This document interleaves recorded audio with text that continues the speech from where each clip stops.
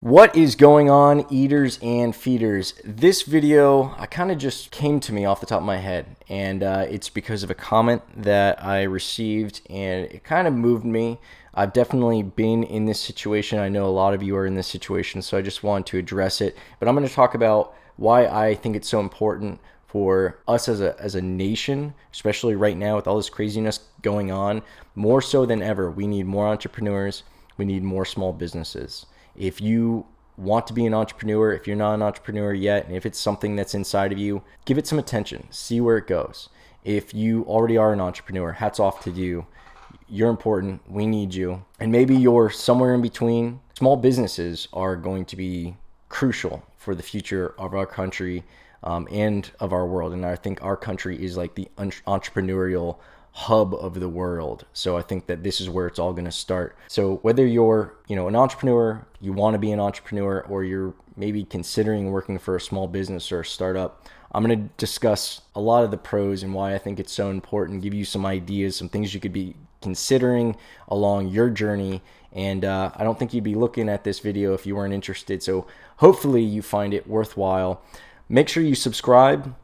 Hit the alerts before we get started. There's going to be links in the show notes, very important links that get you access to all sorts of stuff. I consolidated it, I believe, so that there's actually going to be one very crucial link that will get you access to more links, and I'll refer to that stuff later on in this episode. So check out all of that, and let's get right into it. Welcome to our channel where we go behind the scenes for meal plan company Fit Food Fresh and other local businesses across South Florida. Make sure you hit the subscribe and alerts so you never miss a video, and hit us with any questions or suggestions.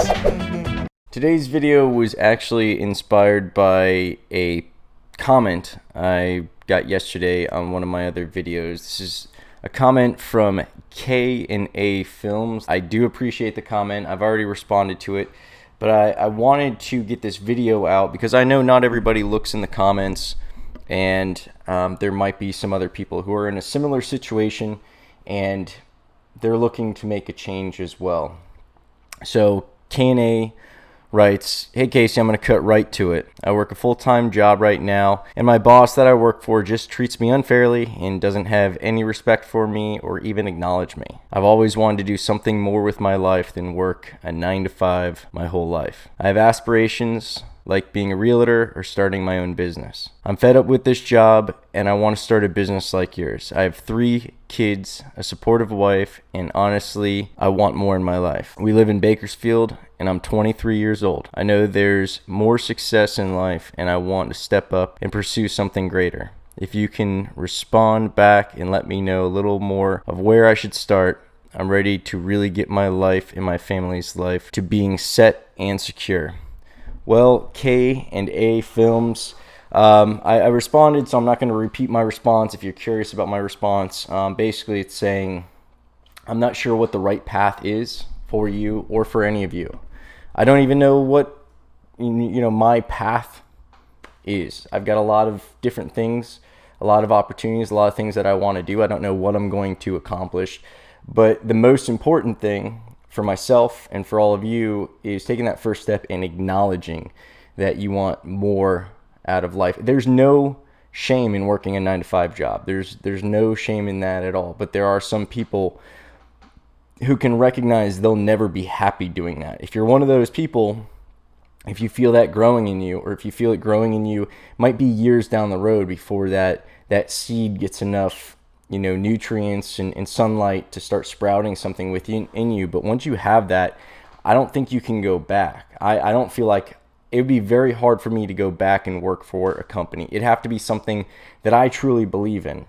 And another thing that I want to say is, the entrepreneur path right now is it's a trend. I feel like it's trendy. Not to say that it's fake. But right now it's very trendy to be an entrepreneur and to have a side hustle, and it's been growing for years. I was an entrepreneur before I knew the word entrepreneur. Like I knew the word entrepreneur, but it didn't really click in my head. I've known it since I was a kid, but it didn't click in my head that that's what I wanted to be. When I was in high school, I remember thinking, I want to be a psychiatrist, or I want to be an architect, or maybe I want to be a lawyer. Well, in my head, none of those visuals had me working for somebody else. I was working for my own firms as, my own firm as an architect or as an attorney. I was working my own practice as a psychiatrist. So even back then, when I had more traditional aspirations, because I didn't know the gray area of business where you could be all these other things that there isn't an academic path for. I think in high school, really through all academia, it's pushed to follow that academic path. And again, not to say that that's wrong, but for some people, that's not the best path for them. They will be happier doing something else. You won't be miserable. Maybe you will be miserable, but it doesn't guarantee that you're going to be miserable just because you follow the traditional path of academia or, work a 9-to-5 job or any of those other things. So I really want to be careful about that, because I don't want anybody who, if that is the right path for you, I don't want to talk you off of it. But odds are you wouldn't be watching this video if that was the right path for you. So I want to talk a bit more about that and reasons.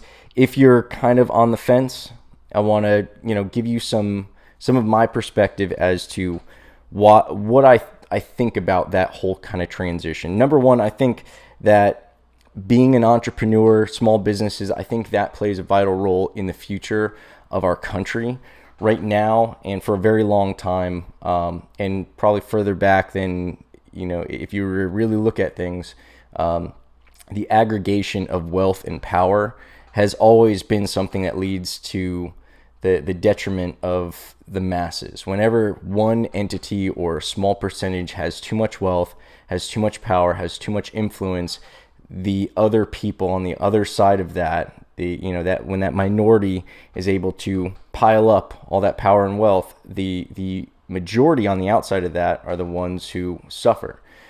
So you look at it at it as the elitist class and businesses who are able to pay for lobbyists, and with their wealth they're able to basically have more influence and power. And at the end of the day, that's what it's all about. A lot of people focus on money. Money's just a variable. Money's just one of the metrics, one of the many metrics that you can quantify that kind of gives you an idea as to the score of the game, but it's not even the total score. Running is like, I don't know, some other stat like completed passes.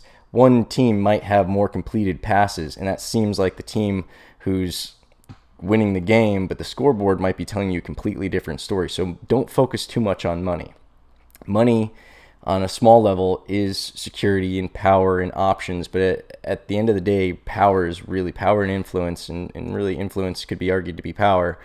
Power is what these companies are able to get. Now, they use money in a lot of cases to get their power, or they'll use their influence to get their power. If it's a company like Facebook or any of these social media companies who are now being accused of censoring and manipulating algorithms, that's a power that they've created, right? That's an influence that they have on us, on what we buy, who we vote for, what we think, and that's all because they've been allowed to aggregate these things. And you can go back and forth as to whether or not that's a good or bad thing.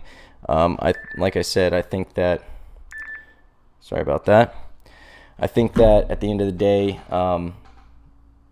it's a bad thing. Let's go back to money. It's a simplified thing. If you're a company like Big Tobacco, you have enough money, you're able to buy enough lobbyists and make enough favors for politicians and make enough things happen for politicians to make sure that your product stays in existence, to the detriment of the people who are using your product. Again, that's my opinion. So at the end of the day, like I said, dispersing it amongst more businesses is better. If there's more businesses competing, it forces the larger companies to innovate, and larger companies, they find it harder to innovate. A lot of times that's why you're seeing, I remember when I was younger, Microsoft was the company to sell to, then Google was the company to sell to, and XYZ, Amazon, people talk about, oh yeah, get bought out by Amazon, bought out by whoever. They buy up these smaller companies because the smaller companies, the fringe is where all the innovation comes from. These larger companies normally don't have that ability to continually reinvent themselves. You think Zuckerberg is at the tip of the spear with all of the ideas and the new things that they're doing. No, it's new talent that they've bought. It's new company talent that they've acquired, that, you know, different types of tech that they've been able to add to their tech to make it more cutting edge. And fill in the blank, any big company that you can think of nowadays, especially when it's related to anything technical, they're buying up innovation from these smaller fringe companies because they know that that's where the innovation is coming. It's the small, hungry guys who are out there and are nimble enough to pivot and change and go from, you know, shipping packages a traditional way, and they have, you know, enough ability to change kind of their core system to now going for drone tech, and then they get bought up by Amazon. Amazon doesn't figure out how to work drones and do all these things. They buy up somebody else who's figured it out. So being that small company, now whether or not you choose to sell to these juggernauts of industry, that's, you know, on you. But if we have more of these little innovative companies everywhere, there's more breakthroughs happening. There's going to be competition on price, keeping things down. There's going to be competition on, let's talk about restaurants. Just a simple example, without getting into tech and all these other things. If there were 2 restaurants in town, those restaurants have to compete with each other as far as price. If there's 3, then we have to throw in a third variable. Maybe it's price and selection, because one guy's like, well, I might not be the cheapest, but I have a bigger menu, or I have better food, or I have better service, or whatever. If there's only one restaurant in town, they kind of get to set the price and dictate really what everybody's eating. It's either you're eating here or you're cooking yourself. You know, so with 10 restaurants, while that seems like a lot of competition, there's always room for someone to do something differently. One might emphasize, you know, price. One might emphasize service. One might emphasize, you know, portion sizes. One might emphasize variety. That's why there's so many restaurants out there. Some go with the Mexican theme. Some go with hamburgers. Some go with XYZ. Fill in the blank. You guys get the point. Competition, I think, is a good thing. Now, everybody wants yachts. Everybody wants to buy an island in a jet. But I think that what a lot of you are probably aiming for is just something that's stable, where you're making enough money to pay for all the things that you need. A lot of you probably don't need a jet. You know, you might think you want a jet. If someone were to offer you a jet, you'd probably take it. But, you know, really, we don't all want jets and Lambos and mansions and things like that. We'd all be fine with just being able to secure, you know, a decent life for ourselves, our family, be able to do things that we want, make a schedule that, you know, we're not going to be on permanent retirement, but we're going to be working a schedule that fits our lives. And these, a lot of times, are things that you can only find as an entrepreneur. You're not going to go a corporate route more often than not. I mean, I'm sure there's some companies out there where I'd be, you know, wrong, but more often than not, there aren't going to be too many corporate routes that are going to allow you to, you know, just take off in the middle of the day to make sure you're able to, you know, spend some time with your kid or make it to a soccer game or whatever else. They've got their own agenda. When you're in control of the agenda, working for yourself or working with a small business who's able to care enough to reinvest in, you know, employees, when it's smaller like that, they have that trust. You have those, you know, leniencies where you're able to do these things. So whether you're working for a small business or you're running the small business, it is your business. Those flexibilities are normally only found in those kind of arenas. Also, as far as, you know, the illusion of, oh, big companies have more security. When I started my path as a firefighter years ago, another lifetime, I remember being told by everybody, oh, that's so smart because government jobs are so secure. My mother was a teacher for 40 years. So my perception going into that was like, well, I mean, I have to try to get fired pretty much. I got this guaranteed gig for the rest of my life, got that settled. I'm just going to make gradually more money. Like, they have to at least give me a raise every so many years. Like, all that stuff is like taken care of. I don't even have to like really try anymore because it's a government job. And I'm sure a lot of us probably, I mean, some of the younger people watching maybe don't remember, but 2008 shook a lot of people's bedrocks. You know, you thought some stuff was stable and it wasn't. Back then I was working in a call center, and I remember I had clients in California. California's tax situation after the economy, I think there were like so many the cuts in property taxes or unpaid taxes. I forget exactly what it was. I know in Florida it was property taxes got cut, so they lost funding for fire departments and police departments and all sorts of other things that were paid for by property taxes because of the recession. California, I remember I had a few clients who are in California and they worked for the government and they had reduction in pay. There was a husband and wife. They both worked for, I forget if it was the city, the county, or whatever, but somewhere in California, both of them had their pay reduced. I think it was, I want to say 50%, but I feel like that's way too much, but like 25%, but 25% between two people, the entire household income got cut by 25%. California is not a cheap state either. So these people who had probably been working at those government jobs for years, maybe a decade, maybe more, I don't recall, but I remember most of the people I talked to who worked there, like they knew somebody or their business was affected in some way by what was going on. But I remember that one specifically because they were both just like, we were in shock. We didn't see this coming. We thought that we took the safe route. We thought we took the guaranteed thing. So even government jobs, when things really get bad, and we've seen, I mean, in my lifetime, I've already seen it enough to know that you got to expect for there to be a bad time and be prepared for it. Not to be a pessimist, but be a realist. It's not always going to go up. There has to be, everything operates in ebbs and flows, goes up and down. And if you position yourself to be in something that only works when things are going well, you leave yourself very vulnerable to what goes on when things go down. If you're working for a big company, even if they seem secure, even if they're able to survive a recession, if they're not selling as many units and they don't need as big of an infrastructure, they're not just going to keep you because you're nice. They're going to keep you if you're an absolute necessity. But if your customer service or sales and they know that interest in the product is down, demand for customer service is down, you're done. Now, if we've got less personnel in the company, we need less people in HR to manage all these personnel. You're in HR, done. Marketing. A lot of companies cut marketing when things get tight. Maybe they're feeling like, that's an expense that's not worth putting out right now because nobody's buying. Or maybe we want to explore different avenues with marketing. Maybe we want to outsource the marketing instead of pay a salaried person. Marketing department's cut. These things are happening every single day to people, especially with our current economic state. So you get a bit more control. Not to say that you have complete control, but at least you know what's going down. When it's your money, you're in control of everything. It just gives you, you're not going to be blindsided as much. Things still might go bad, but at least you're going to see it coming. Another point, I guess, that I want to make is, as an entrepreneur, you're forced to change as an individual. We've talked about, the economic situation and money and all that other stuff.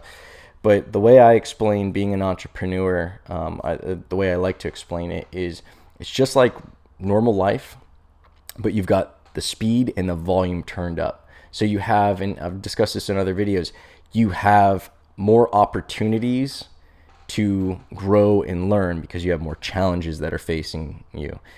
From, the financial challenges that you're going to be facing, when something breaks, it's normally a bigger expense. When you lose, the AC in your, warehouse, in your office, those commercial expenses, those units are normally bigger. We have a refrigerator go down at our meal prep company. That's a, 20 by 20 refrigerator, 20 foot by 20 foot refrigerator. That's a lot of food that we're losing, not a small fridge worth of food. You're kind of expanded. So you're coming in contact with more people and more issues. You have a team of employees who you have to deal with, and those are all people with individual personalities. So instead of you, and it all goes through you, all those problems are you. So if you show up to work and there's someone who's a pain in the ass there, that's everyone else's problem. That's your manager's problem. When that's your employee and they're creating an issue with other employees, you're the one who has to resolve that. Those opportunities, and I like to look at them positively instead of just challenges, those opportunities come more frequently. When you have financial issues, like I said, they're bigger checks. That's a bigger problem that you have to solve.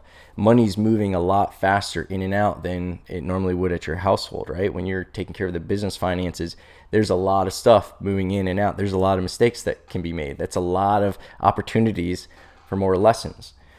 So again, it's just things are faster, the volume's turned up. You just get more punches thrown at you, and it is harder, but it will make you better. And if you look at these opportunities as ways to, if you look at these challenges as opportunities to learn from, and you handle them the right way, and you constantly assess not only what you should do, but after it's done, was that the best move? What could you have done if that comes up again? If you get another iteration, another repetition of that situation, what would you do differently to resolve it better, or to resolve it faster, or to prevent it?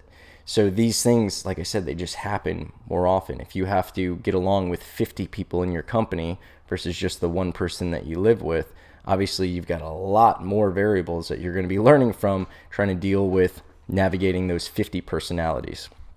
Let me get this out of the way. All right. I'll speak specifically about, I'm not going to tell anybody about what companies they should get into. I'll tell you about why I got into the companies that I got into. My most recent one before meal prep stuff was a call center. I thought that was a great opportunity to create kind of I saw it as a machine that you could change out the product, and as long as you had that infrastructure, you could sell different things. We were able to pivot to sell different types of software, different types of financial programs, but it became exhausting. And I've learned a lot. I was in pharmaceuticals before that, as I mentioned before. I was a firefighter before that. I've sold insurance. I had my mortgage license. So I've been all over the place. Now, more recently, the meal prep business, I love that. And if I had to start any of the businesses over again, it'd be another meal prep business, especially with the way the economy is right now. Why? Well, number one, everybody is a potential client. Everyone eats food. So one thing I've learned is it doesn't matter how good your product or your service is. If you don't have someone who's willing to pay for it, you're out of business.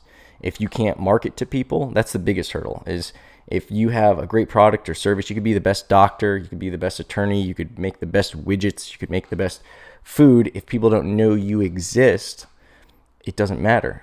Now, if people know you exist, but they're not interested, or they can't afford you, or they've resolved that situation in another way, you're also screwed. So you have to be able to come in contact with enough people who basically need your product, want your product, potentially are going to use your product. Well, what's great about food is everybody eats. Everybody eats. Most people eat multiple times a day. So if you're selling them food, I can't think of a better product to be selling. What else is great is, as a startup, you're able to eat your own product, which is really convenient. If I was selling tires and I had a slow week, I wouldn't be able to offset my mandatory, like I said, everybody eats. Well, you're everybody. You and your family are everybody. So if you're able to, offset some of the expenses because you happen to own a meal prep company, it makes it a lot easier. Like I said, as opposed to selling insurance or mortgages, I couldn't eat insurance paperwork or mortgages or any of that stuff. So that wasn't as fun. I still had a lot more expenses, going out than I would if I was starting a meal prep company. Another reason is it's an easy enough product where a lot of people don't take it too seriously. When you're talking mortgages and debt and insurance, those type of products are just so, I don't know, it's not as fun. You can't joke around. People aren't as forgiving about, any kind of mistakes. If you mess up and you deliver someone the wrong meal, if you have good customer service, you can just make up for it with, credits or refunds or whatever else, or running replacement meals out to them. It's easier to deal with everything from the initial sales to, like I said, even making mistakes in the low ends of customer service. It's a natural product. Everybody understands it. When you go to a party and, this person says they sell insurance, this person says, they're a realtor, and then you say, you've got a meal prep company, who do you think everybody's got questions for? What do you have on the menu? Do you do this? Do you have plant-based? I heard, keto is good. What do you guys know about that? So it's one of those things that just seems so natural and easy looking back. At the time, we didn't know what we were doing. You don't have to go to school for it. A lot of people, you could be a chef, but chefs don't necessarily know how to run meal prep companies. But there's nothing saying you have to. I was a high school dropout. I dropped out of high school. I wasn't qualified. I can't cook. The only relationship I've had as far as the business end of food is I was a waiter and a bartender. Aside from that, you don't have to go to school for it.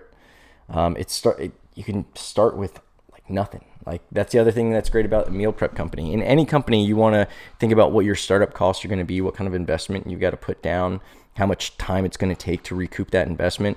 One thing that I liked about the meal prep business was I can find, if I were to hustle, I could start a new meal prep company like this, because I just reach out to 10, 20, 30 people, get them interested, make up a menu. They're like, here's what I'm doing. Here's the food for next week. Give me your food, or give me your money. You give me the money, then I go buy the food, then I cook the food and do the work. So that's what's beautiful is we were literally cash flow positive, profitable our first week because we got the money up front. You only buy what you've already sold. You're already paying, like we were buying groceries with our clients' money. We were paying for the labor because we didn't make the food. We paid a caterer to do it. We paid, actually in different stages, we paid caterers, paid a chef we hired directly, and then at another level, we had other meal prep companies making our food. So we had the labor, the cost, and everything paid in advance, plus our profit walking into the week. So that's another thing that really turned me on to it. Normally, I read a lot of Robert Kiyosaki, and Rich Dad, Poor Dad is the book that made him famous. Cash Flow Quadrants is another one that's great, and I've spoken about. But I believe it was in Rich Dad, Poor Dad, he was talking about, why real estate's great.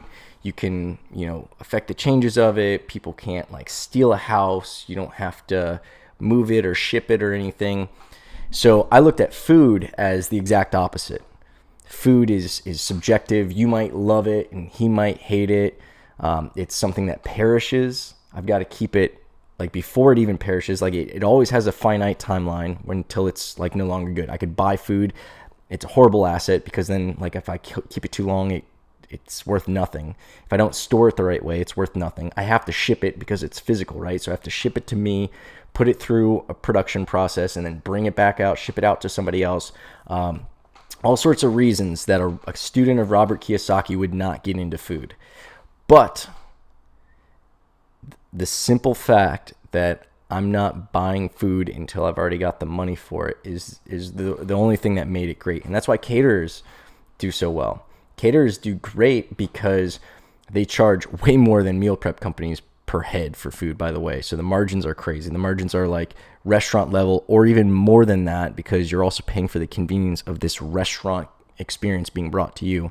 But caterers get their money up front. They get a deposit up front. Sometimes get it like months in advance. If you're doing a wedding, you're paying the caterer the deposit months before they're buying your food, and they might not even have anybody hired or scheduled on shift yet, and you've already paid for the labor for that day, the food, the profit, like everything. You've paid for what's gone wrong. That's why caterers, most caterers, if they're halfway decent, they make a lot of money. If you know a broke caterer, they're either brand new or they don't know what's going on. They can't get their word out there because caterers make good money. I looked at meal prep companies as a weekly catering party that grew, just only grew. We just add more people. Same people are coming back next week because they liked my food and service this week. They're going to be coming back. So that's another reason that I thought the meal prep business was a great one to start off with. And again, I don't want to talk anybody into any specific route. I don't want to talk you out of your job if you're happy. But again, you wouldn't be watching this episode, especially coming up on a half hour, if you were happy in your job. If you're looking to take those first steps, find other companies. I'm telling you more about the meal prep stuff just to get you considering what kind of things you should be looking at if you're looking to start a side hustle. That's the other thing that's great about the meal prep business is it doesn't require full time. Like you could do this stuff at night. You can cook whenever because you deliver whenever is convenient. We like delivering overnight, but if I was doing this on the side, I'd either be hiring, if I had a full-time job and I was starting all this over again, just like we did. I had a full-time job actually at the time. I had more than a full-time job because I was running a company at the time. But since we had someone else handle the production and the purchasing and all that initially, we were able to just delegate that work. They made the meals. We found the clients. We handled all that. As we grew, now there's a 6,000 square foot facility in Boca Raton, Florida, where we've got our kitchen, our office, our warehouse, and all that jazz. But initially, it was just a couple of guys. My business partner and I both had our own companies, and we did this on the side. And my company was broke, so we started with nothing. It was literally like a check from my business partner's aunt was the first bit of money that we got. I remember seeing that. I was like, okay, technically now we're profitable. Like, there we go. Already a profitable company. But you could do something like this on the side. If you were the cook, you could be cooking at night, refrigerating the food, delivering it early the next morning, or paying somebody else to deliver it, or delivering it at night. Like, whatever you want to do, you can do this on the side. This doesn't have to be a full-time 9-to-5 thing, like right out the gate. That's the other reason I like the meal prep business. If you're looking to do a side hustle, it's important to make sure that it doesn't disrupt your existing cash flow, right? Like, you hear about people doing Uber and Lyft. Not great right now, unless, you got to wear masks and all this other stuff. Probably sanitize your car. I don't think it's probably a lot more Uber and Lyft drivers right now and a lot less people getting Uber and Lyft. So I also don't think that's a great side hustle, but to each his own. There's always people eating. Good economy, bad economy, shut down, no shut down. People are always eating. People always want something more convenient. I always say that like meal prep is no-brainer because I don't know if you guys are familiar with Jimmy John's. I know they're pretty spread out in the US, but Jimmy John's is a sub company. I actually used to work for them. That was one of my side hustles. While we had Fit Food Fresh, I would leave in the middle of the day and run routes for Jimmy John's. I'll tell you more about that in another episode. But Jimmy John's prided themselves on being freaky fast, because literally while you're putting in the order for your sub, they're making it. One person's like getting the order, the other person's making it. They're listening and seeing what you're putting in, and they're starting it, and they only deliver within a 1-mile radius. So you're getting that sub in like 5 minutes. It's crazy how fast it is, freaky fast. Well, Jimmy John's is very common down here in Florida. What I always tell people is meal prep companies are faster than Jimmy John's because we're already in your fridge before you're hungry. If you prep the right way, you plan next week, this week, you've already got that food. So you don't have that impulse. That's the most convenient thing that I can think of. The only way it could be more convenient is until they invent 3D food printers that can just make me a burger or a pizza or whatever I want on the fly, then I'll say meal prep companies have to surrender and give the crown over to the new most convenient way to get food, which would be a food printer. But until they figure out food printing or some Star Trek tech like that'll make you anything, the meal prep is the most convenient. And people are going towards meal prep companies, not just for health. A lot of people are initially, years ago when we got started, the connotation around it was all health. Oh, that's for healthy people. That's for people to go to the gym. That's for vegan and keto people or whoever like has a healthy diet. The trend now is straight convenience. People are busier than ever. People are lazier than ever. We want to be able to get to the gym. We also want to be able to binge Netflix. We got to bring the daughter to karate and the son to baseball, and they have to be there at the same time. When are you going to shop? When are you going to cook? When are you going to make sure your kids are fed? When are you going to make sure you're fed? So that's another reason that I thought the meal prep business was just intuitive. But think about problems that you could be solving before they arise. If there's going to be a startup that you're doing with a heavy demand on your time, you better have a partner. Starting stuff like real estate, I would imagine that's something that K&A Films mentioned in their comment, being a realtor. I know that's a pretty flexible schedule, but I don't know what would happen if you have a 9-to-5 Monday through Friday job and someone wants to see a house on a Wednesday. How easy is it going to be to reschedule? I'm sure that there's probably a lot of people doing most of their house perusing on the weekends because a lot of other people work 9-to-5s as well, but that is one thing that you're going to have to consider as far as any kind of job that you're doing that's on somebody else's time. If you're working a 9-to-5 Monday through Friday job at an office building, it's going to be hard for you to start your plumbing contract because that's going to be all on-demand stuff, right? Or your plumbing contract, your plumbing contractor job, or plumbing company, or whatever else. The point I'm making is when you're already selling your time to somebody else under a fixed schedule, if you were to get into a job where you can't control that time as well, it's going to be something that's going to make it hard for you to scale and grow and break through that cycle of work. Because if you're only able to pick up, an extra few bucks on your side hustle, that's fine and that's great. And I'm sure the extra few bucks help, but there's a lot of side hustles that you'll get into where they don't make enough money at this level. You have to be at this level. And if you're just existing and keeping your head above water with this side hustle and your other job, but you don't have enough time to fully invest into it to get it to that next level where you can hire the next plumber under you or whatever it is, it makes it a really hard thing to continually, juggle. Another, business a lot of people are probably going to be getting into is, I would imagine, mortgage brokers. I know good economies and bad economies, real estate has to flip, has to be bought by somebody. I suppose in really bad economies, maybe it's just the bank taking stuff back and there's not a lot of not a whole lot of loans going out. Insurance is another thing that I did that probably isn't going to be very popular in the next few years. So that'd be a hard thing to get into. You have to also look at the temperature of the environment and see where things are going to be going. Is the insurance industry going to be doing well? I don't think so. I think insurance is one of those things that people don't see as necessary. I think less people are going to be buying it, and it's not an industry that I'd be flocking into right now, even though it's relatively easy to get into and start compared to, starting a restaurant maybe. Starting a restaurant right now, if you have endeavors to start a restaurant, I don't know.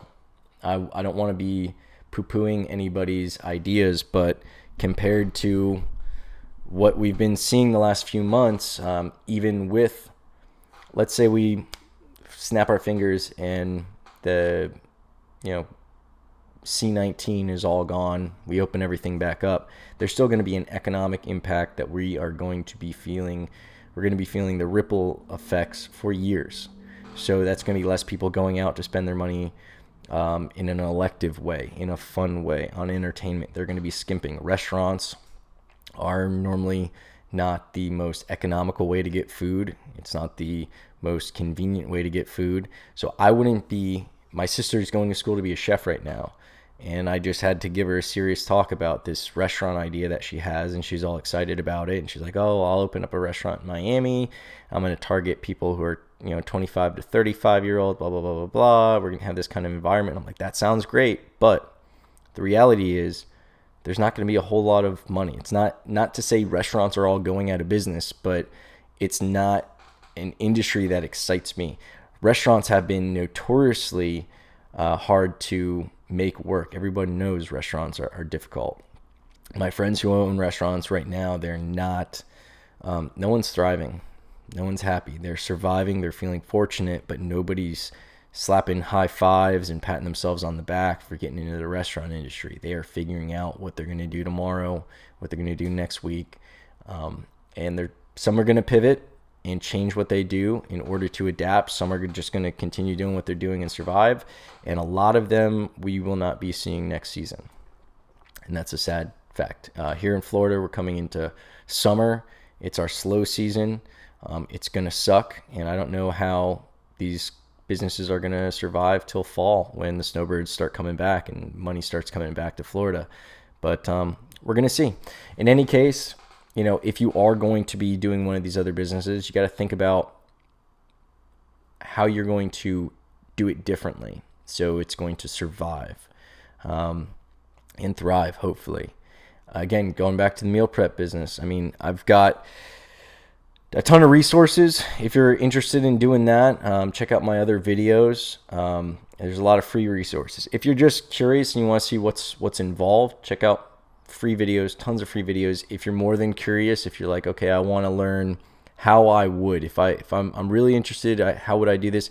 There actually going to be a link to a myriad of other links. Among them, you'll get a free boot camp. It's normally $100, $99 for the boot camp, but you'll have a coupon that'll basically give you that boot camp for free. It's a beginner's boot camp, teaches you how to start the meal prep business, and through that you'll also get a free ordering system for taking orders. You'll get a free ebook that goes along with that series of books. I hope you guys aren't hearing this creaky chair the whole time.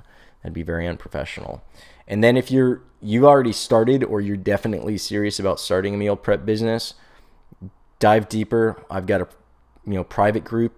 Join us. We talk about nothing but meal prep stuff. I've got the software.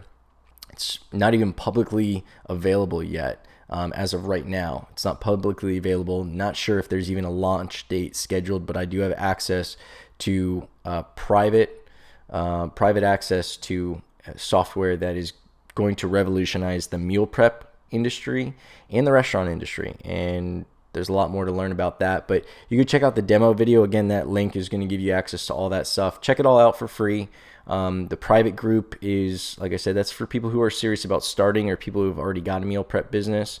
But all the other free stuff, that is more than enough information to have you started and potentially get you thriving.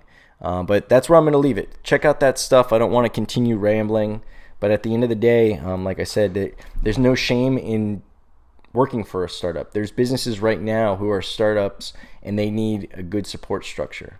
And that is as crucial as a great leader is good followers. And as a leader, as someone who's been an employee and as someone who's been a leader, I know how important it is to have a strong team behind you. So don't feel any shame in being a strong number 2 or number 3 or number 4 or just a strong rower on a team. Find something that you're passionate about. Find something that correlates with what you want for your life. Obviously, it's got to pay the bills, but find work that you're going to look back on, and it doesn't have to be glamorous, but if you know while you're doing it that it's something that correlates with you, it's something that provides you a life that you're happy to live, it's going to be easier to look back on that and feel a sense of accomplishment, feel like you've completed something, feel like you were a part of something. It doesn't have to be yours. It doesn't have to be your company. But again, what I started with is I think this country and this world needs more small business owners, more entrepreneurs, more small businesses to break up the traditional power-hungry corporations and all this aggregated wealth and power. As I mentioned before, I'm not going to keep ranting on that. Do your part. So again, if you're interested, check out my other videos. That's normally what I talk about. I talk about just business stuff altogether, but my other videos, all that stuff for free, the free bootcamp, free ebook. And like I said, if you're serious or if you've already started a meal prep business, you want some help, I do consultation. We got the private group. I've got more resources. That software I can't stress enough. We call it EAT. Working title right now, but it handles everything: billing, ordering, your online menu, customer service, marketing, communicating. It's got a phone system built into it, text, everything you can think of and more, and stuff that you probably don't even know exist. It's already done in this software. Check out the demo. The demo's very impressive, and it doesn't even go into full detail of everything that you get with the software. So check that out, and until next time, my name's Casey, and I look forward to helping you grow as a business, as an entrepreneur, and as an individual.